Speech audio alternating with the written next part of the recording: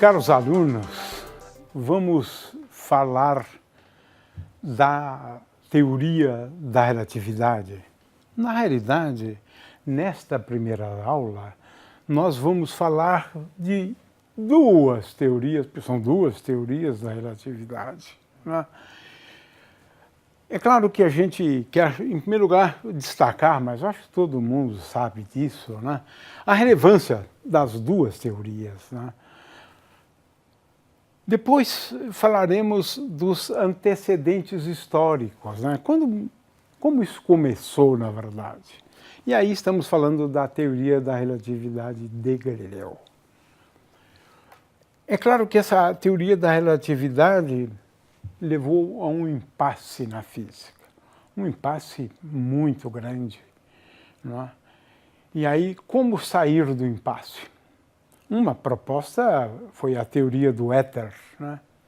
Mas depois Einstein nos propiciou a oportunidade de sair do impasse e formular uma nova teoria para o espaço-tempo.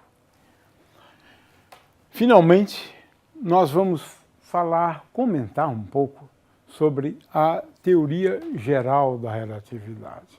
Mas é uma coisa muito introdutória. Mas é bom que o aluno saiba isso também. De forma que essa é a sequência desta aula, né? Duas teorias da relatividade propostas por Einstein. A primeira é a teoria da relatividade restrita ou especial. E essa que nós vamos estudar. Ela foi proposta, né, nesse ano de 1905.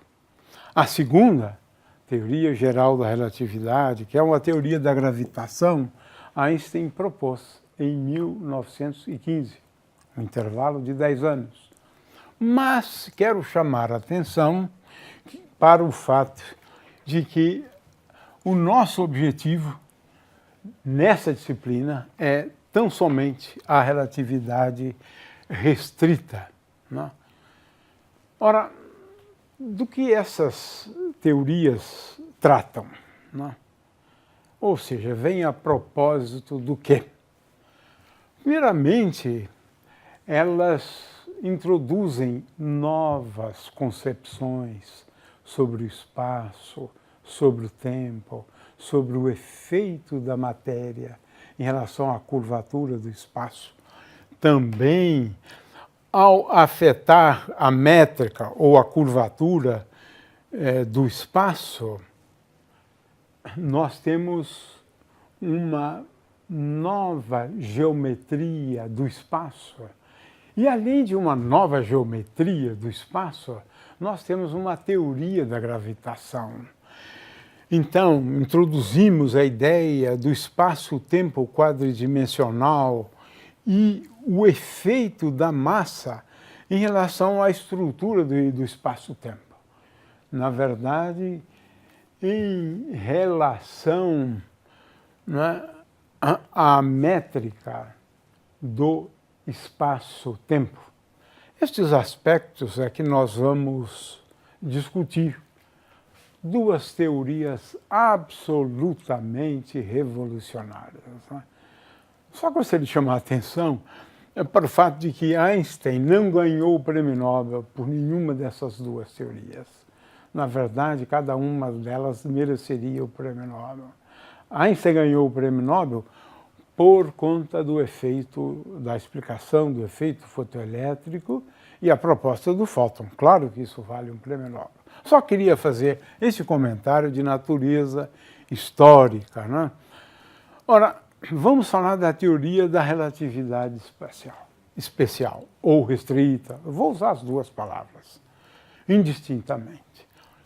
Olha só, as pessoas nunca se dão conta, mas a teoria da relatividade especial se preocupa com esse problema aqui.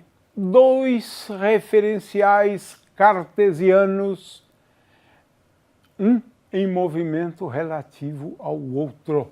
É isso.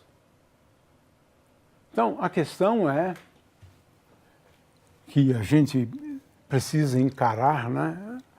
ao que se dedica a teoria da relatividade? Ela se dedica, né, a, em primeiro lugar, descobrir, né, como as coordenadas de um ponto se relacionam às coordenadas desse mesmo ponto, mas analisado do ponto de vista do outro referencial. Vamos assistir então essa pequena animação aqui.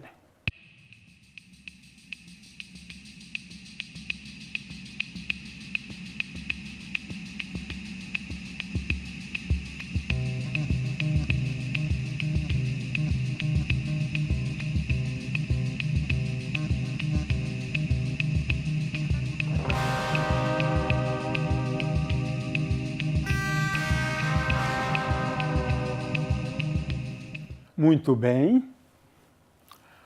A teoria especial ou restrita, ela não é relevante no dia a dia. Por isso que demorou tanto. Não é. Ela só é relevante para aqueles fenômenos para os quais, veja bem, a velocidade dos dois referenciais seja próxima da velocidade da luz. Partículas se movimentando com velocidade próximas da luz. Aí eu preciso da teoria da relatividade. Senão, não. Então, a teoria da relatividade não muda nada em relação à queda dos objetos. Esquece. Não precisamos dela. Só para fenômenos relativísticos. São aqueles para os quais a velocidade é próxima da velocidade da luz. Um objeto se movimenta com a velocidade da luz, ou próximo da luz, eu preciso da teoria da relatividade. Com a velocidade da luz também, como é o caso do fóton. Né? Muito bem.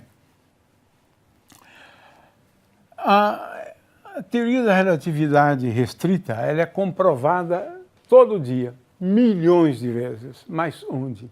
Em laboratórios como o LHC, onde nós temos aqui um laboratório onde as partículas, né, percorrem cerca de 26 quilômetros, né, aqui, canalizadas, né, de tal maneira, né, que se movimentem numa órbita praticamente circular e que colidem. Esses processos todos são descritos pela teoria da relatividade, porque essas partículas, o próton, o antipróton, por exemplo, são aceleradas a velocidade próximas da velocidade da luz. Aí nós utilizamos a descrição relativística, a teoria de Einstein. Como ocorrem milhões de colisões, a teoria é verificada milhões de vezes ao dia. Né? Muito bem. Isso é uma comprovação experimental da teoria. Agora, a teoria geral já é um pouco diferente. Né? É a ideia de que a massa afeta a estrutura do espaço-tempo. Introduz aqui uma curvatura. É como se a gente tivesse um colchão e, repentinamente, uma depressão no colchão. É boa essa imagem. A Terra já altera o espaço-tempo. O espaço. A Lua, por exemplo, já altera muito pouco. Então, ela é relevante para massas de objetos maiores do que a massa solar. Uma massa solar. Né? Várias massas solares passa a ser mais importante ainda. Né? Então, só para objetos de grande massa você consegue detectar, né, esses efeitos previstos pela teoria da relatividade. Uma comprovação experimental veio logo depois, né, da formulação de Einstein.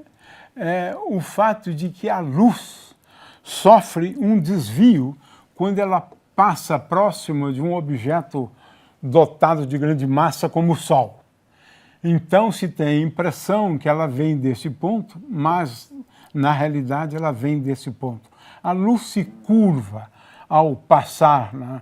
Não é bem assim formando uma quina, né? Mas é realmente o desvio da luz ao passar por objetos de grande massa, né? Essa é uma primeira comprovação. Uma outra diz respeito à órbita de Mercúrio. Sem a teoria da relatividade, a órbita de Mercúrio seria uma elipse, mas fechada, né? No entanto, com a teoria da relatividade, ela introduz uma precessão do periélio. A curva não é fechada, acaba não sendo fechada.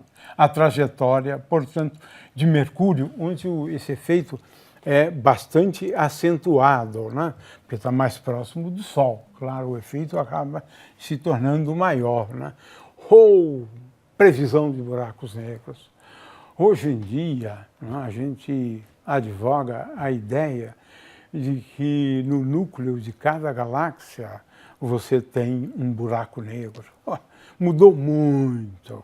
Hoje em dia, buracos negros são a nova sensação, né? E buracos negros são previstos pela teoria geral da relatividade, né? Esse é mais um exemplo, né, de comprovação experimental da teoria da relatividade. O buraco negro ele é tal, né, que a força gravitacional é tão grande, curva tanto o espaço, que o fóton não sai do buraco negro. Por isso tem esse nome, buraco negro, né? E existem muitos. Olha só uma previsão de Einstein que demorou 100 anos, né, para ser descoberta, né? São as ondas gravitacionais, né? Uma sensação de poucos anos, na realidade, atrás, né? Onde a colisão de dois buracos negros provocam uma alteração na estrutura do espaço-tempo e que se propaga. São as ondas gravitacionais, né? Perturbações, grandes perturbações na densidade quando você tem dois buracos negros, né? Então, a teoria da relatividade, ela introduz novas concepções sobre espaço-tempo. Uma nova forma de energia, E igual a mc ao quadrado, ela introduz uma nova teoria da gravitação, ela é relevante na astronomia, a teoria geral, ela é relevante na astrofísica, buracos negros, né, colapso gravitacional e assim por diante.